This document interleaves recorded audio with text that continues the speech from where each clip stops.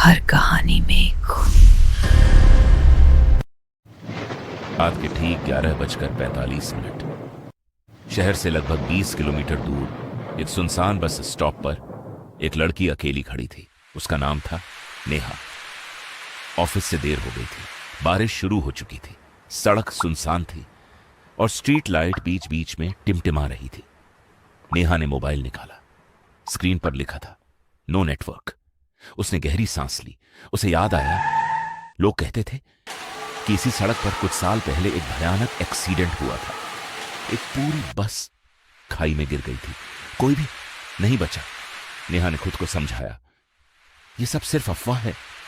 तभी दूर अंधेरे में दो हेडलाइट चमकी। एक पुरानी जंग लगी बस धीरे धीरे उसकी ओर बढ़ रही थी। बस उसके सामने आकर रुकी। दरवाजा अपने आप खुल गया। अंदर एक बूढ़ा कंडक्टर खड़ा था। उसकी त्वचा पीली थी, चेहरा झुर्रियों से भरा हुआ और उसकी आंखें पूरी तरह सफेद, बिना पुतलियों के।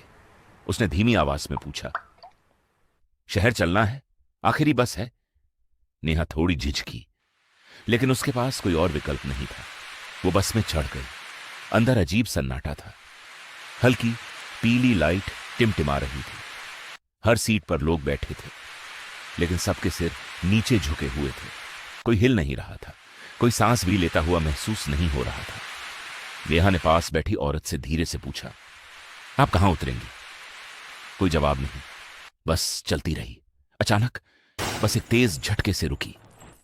नेहा ने खिड़की से बाहर देखा। उसका दिल रुक गया। बस उसी बस स्टॉप पर खड़ी थी जहां से वो चढ़ी थी, लेकिन इस बार बस स्टॉप पर एक और नेहा खड़ी थी। वही कपड़े, वही बैग, वही चेहरा। उसकी सांसें तेज हो गईं। अचानक बस के अंदर बैठे सारे लोग एक साथ अपना सिर उठाते हैं। उनकी आंखें नहीं थीं, सिर्फ काले खाली गड्ढे। बस की लाइट तेजी से टिमटिमाने लगी। नेहा दरवाजे की तरफ भागी, लेकिन दरवाजा गायब था। उसे महसूस हुआ जैसे कोई सच्चाई उसके दिमाग में लौट रही हो।